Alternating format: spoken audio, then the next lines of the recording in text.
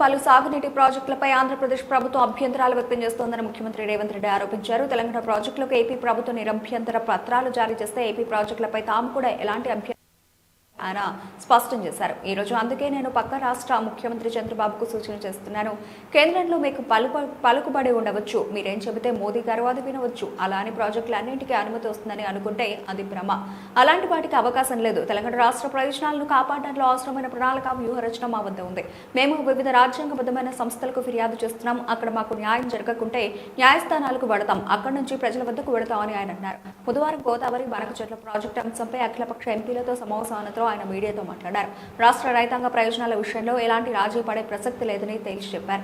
గోదావరి బనకచెర్లపై గత ప్రభుత్వాల ఒప్పందం 2019 అక్టోబర్లోనే అప్పటి తెలంగాణ ముఖ్యమంత్రి కేసీఆర్, ఆంధ్రప్రదేశ్ ముఖ్యమంత్రి వైఎస్ జగన్ కలిసి గోదావరి జిల్లాలను రాయలసీమకు తరలించే విషయంపై చర్చించారని రేవంత్ రెడ్డి అన్నారు.